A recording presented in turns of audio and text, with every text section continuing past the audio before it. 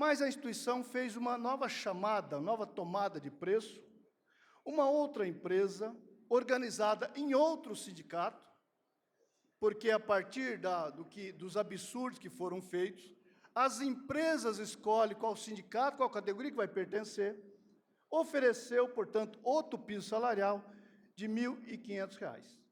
Aquele trabalhador ganhava R$ 2.500, de uma hora para outra, teve seu salário reduzido para R$ 1.500. Quando nós estamos falando, quando as centrais falam, quando os trabalhadores e trabalhadoras falam da terceirização, do processo de desmonte das garantias sindicais, é exatamente disso que estão falando. Estão tornando o trabalhador praticamente semi-escravo, de forma regulada pela atual legislação, que nós vamos visitar uma por uma para poder rediscutir.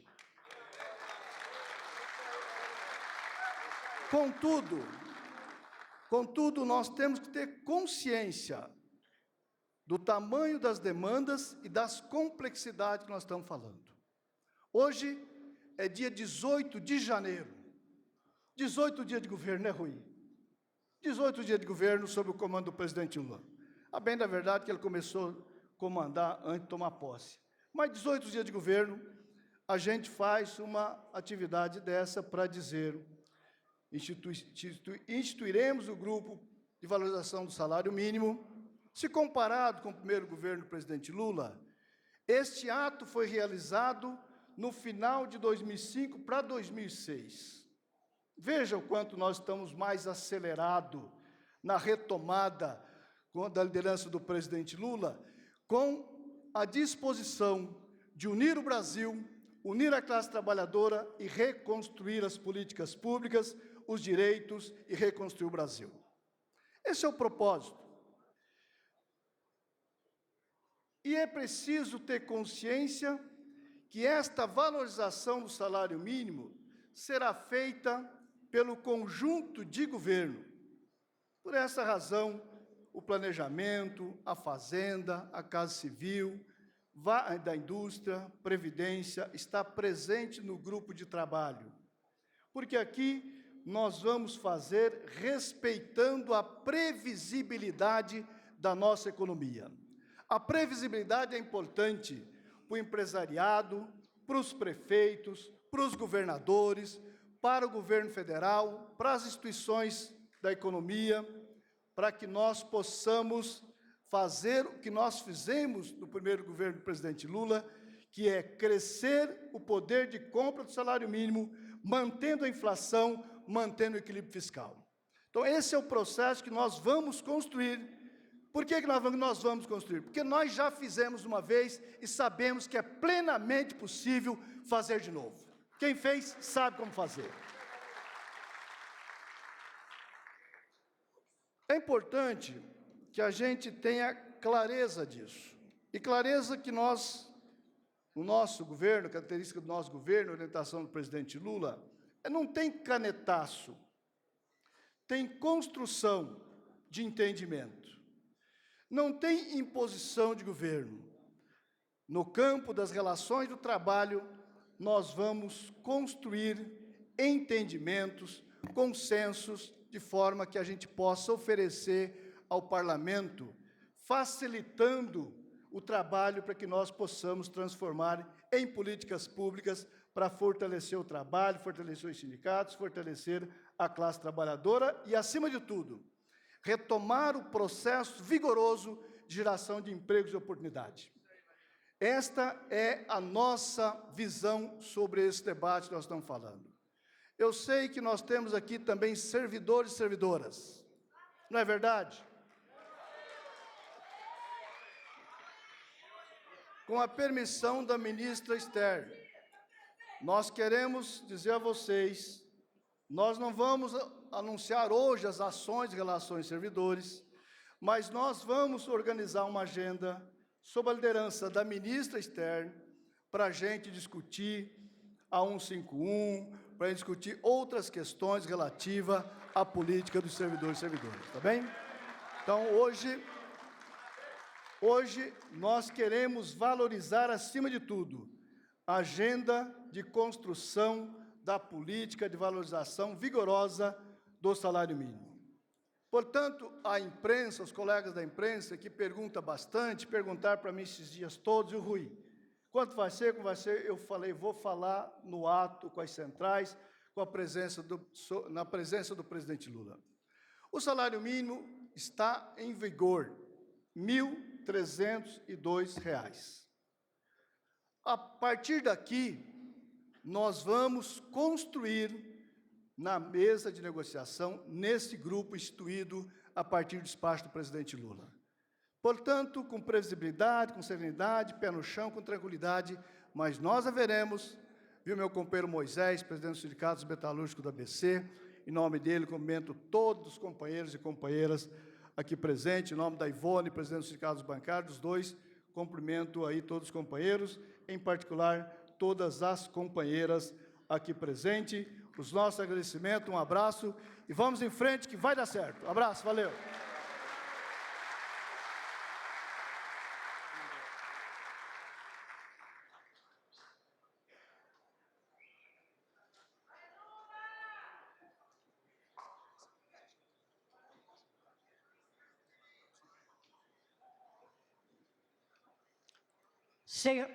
Senhoras e senhores, com a palavra, o senhor presidente da República, Luiz Inácio Lula da Silva.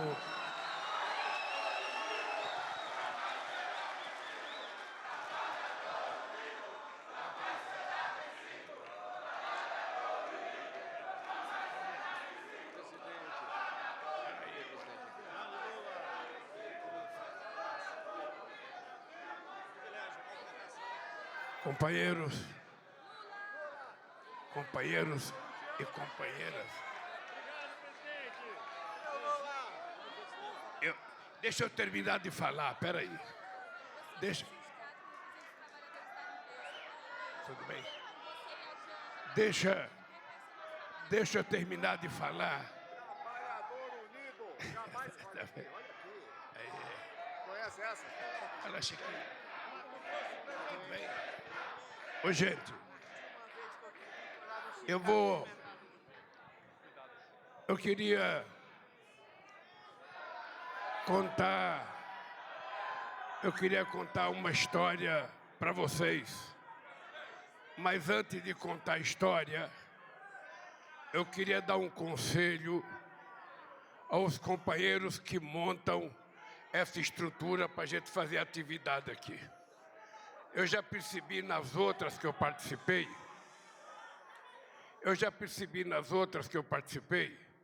que fica mais gente para lá e menos gente para cá.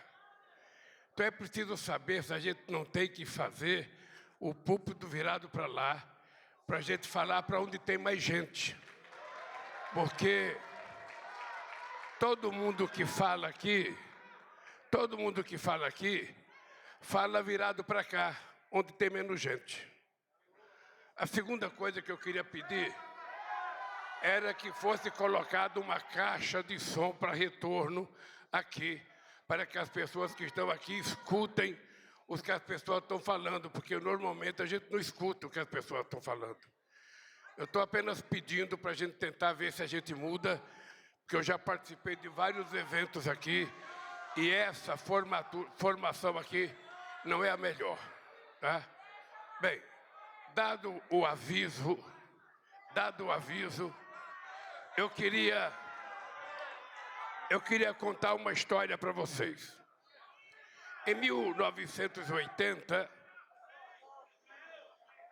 aquela famosa greve de 41 dias, nós fomos presos num conjunto de dirigentes sindicais lá de São Bernardo do Campo.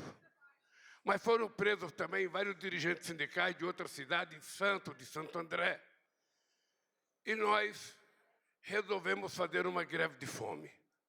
Eu sempre fui contra a greve de fome, porque eu era contra judiar do próprio corpo, sabe, para convencer os empresários de ceder alguma coisa. E nós ficamos em greve de fome 6 dias. 6 dias nós ficamos em greve de fome. E aí, eu já estava cansado de estar com fome. O Dom Cláudio Umes foi nos visitar e Dom Cláudio Umes pediu para que a gente acabasse com a greve de fome. Eu pedi para ele propor na Assembleia, se a Assembleia votasse, a gente parava a greve de fome. E o Dom Cláudio Umes propôs na Assembleia, na Vila Euclides, o povo queria que a gente parasse ou continuasse. Graças a Deus, o povo pediu para parar. E eu, então, parei a greve de fome. Mas o que eu vou contar para vocês é outra coisa. Quando acabou a greve de fome, eu estava sonhando em comer um frango assado daquele que a gente vê assando na porta de uma padaria. Aquilo que chama-se geladeira de cachorro. Então, eu estava doido para comer um frango daquele e chamei o Tuma. O Tuma era o delegado na época. Eu falei para o Tuma, olha, nós queremos encomendar frango, vai buscar frango para nós. Ou seja, aí o Tuma traz o médico.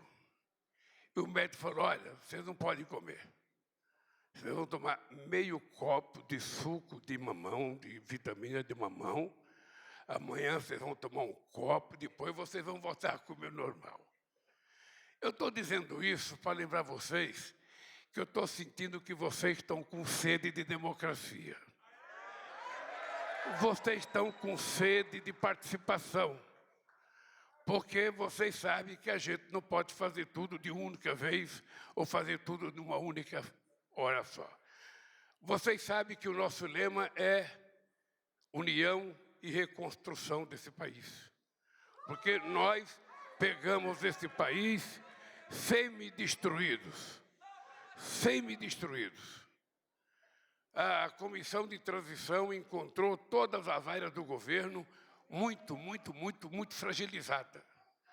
Ou seja, para dar um exemplo, o funcionário público federal ficou 7 anos sem receber um aumento de salário. Só espero que não queira fazer greve agora para receber todo o atrasado, porque não é possível. A Polícia Federal, o último aumento que ela tinha recebido foi da Dilma Rousseff, 5%. Bom, a classe trabalhadora, a massa salarial caiu muito.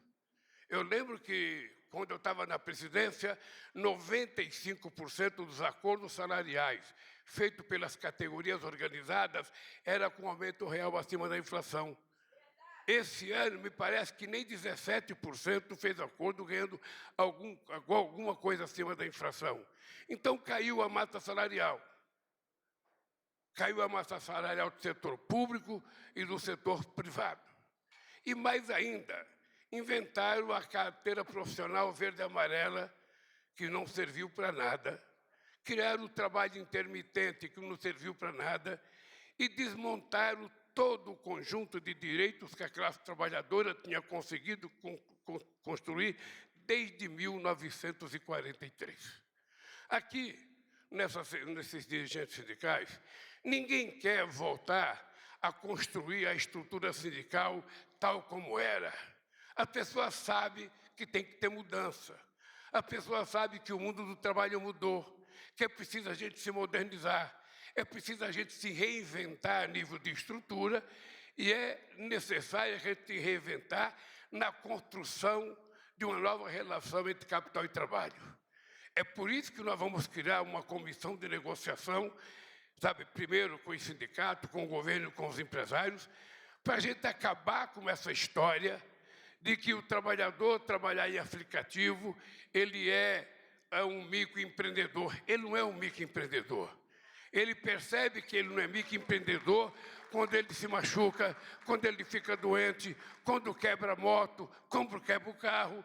Ele começa a perceber que ele não tem nenhum sistema de seguridade social que garanta a ele no momento, eu diria, de sofrimento, no momento de infortúnio. Então, o que é que nós queremos construir? Da mesma forma que nós construímos no outro mandato nosso. Nós queremos construir, junto com o movimento sindical, uma nova estrutura sindical.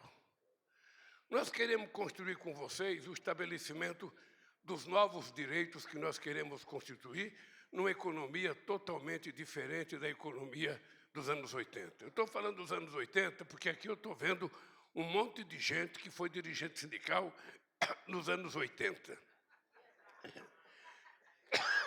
E o que é que eu quero dizer com isso? É que o mundo do trabalho mudou muito. Mudou. O companheiro do Sindicato de São Paulo sabe, aquele sindicato tinha 400 mil metalúrgicos, hoje eu não sei se tem 200. São Bernardo tinha 100 e não sei quanto, hoje tem 60. E assim valeu para todas as categorias. O que cresceu? O que cresceu foi o chamado trabalho avulso, o trabalho por conta própria, bico. No meu tempo era chamado biscate. O que o cara está fazendo? Está fazendo um biscate. O que o cara está fazendo? Está fazendo um bico. Ora, nós não queremos que o trabalhador seja um eterno fazedor de bico. Nós queremos que o trabalhador tenha direitos garantidos quando ele entra para trabalhar e que ele tenha um sistema de seguridade social que o proteja no momento de desgraça na vida de todos nós que acontece. Então, o que nós queremos? Ao invés da gente fazer por medida provisória apenas, ao invés de fazer, sabe, por uma vontade do presidente da República, nós vamos ter que construir. Porque se a gente construir junto, fica mais difícil desmanchar. Vocês perceberam que eles desmancharam quase todas as coisas que nós fizemos durante os nossos 13 anos de mandato. E é preciso que vocês, trabalhadores, compreendam uma coisa. Nós precisamos voltar para dentro da fábrica, para o local de trabalho, para dentro do banco, para que o povo trabalhador sinta nos dirigentes sindicais os seus verdadeiros representantes. Eu queria contar para vocês uma história minha pessoal. Eu já contei muitas vezes, mas eu vou contar outra vez. Quando eu entrei no sindicato, habitualmente, o sindicato fazia um boletim convocando para uma assembleia. Se os trabalhadores não iam, não tinha importância nenhuma. O cara falava, não, nós convidamos, mas o trabalhador não veio. Alguns diziam, não veio porque está contente conosco, não veio porque está confiante na diretoria, ou não veio não sei para conta. A verdade é que o trabalhador só vai ao sindicato quando ele está convencido que a ida dele ao sindicato vai definir alguma coisa. Qual foi a razão da gente ter criado o tal do novo sindicalismo em 78? É que a gente não convocava mais a assembleia no sindicato, a gente ia fazer assembleia no local de trabalho, a gente ia fazer assembleia na porta de fábrica, que era para o trabalhador saber que era o sindicato que tinha que ir até ele e não ele ir até o sindicato. Essa é a coisa que eu acho que nós temos que fazer para que a gente volte a ter a representatividade extraordinária que o movimento sindical sempre teve. E isso eu sei que depende também do sindicato ter um pouco de recurso, porque tirar do sindicato o direito de decidir em assembleia, sabe, a contribuição do sindicato, é um crime que foi cometido contra vocês. É um crime que foi cometido dizendo que depois ia arrumar. E não arrumou, né, Paulinho? Não arrumou. Porque essa gente, na verdade, acha que o mundo moderno não precisa de sindicato. E a democracia, quanto mais séria, mais ela precisa de sindicato forte, organizado, para bem representar os interesses dos trabalhadores. Então, companheiros, nós vamos cuidar disso. E vamos trabalhar como parceiro, onde vocês não tenham nenhuma cisma de dizer aquilo que vocês pensam, e a gente também não tem nenhuma cisma de dizer aquilo que a gente pode ou aquilo que a gente não pode fazer.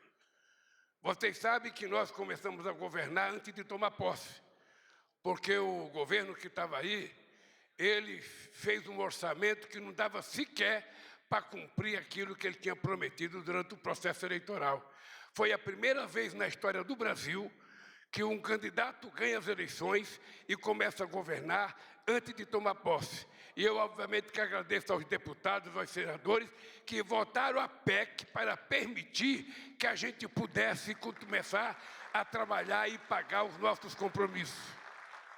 Nós só vamos ter o nosso orçamento em 2024, porque nós vamos ter que construí-lo agora em 2023. E eu tenho certeza, companheiro, que nós vamos cumprir cada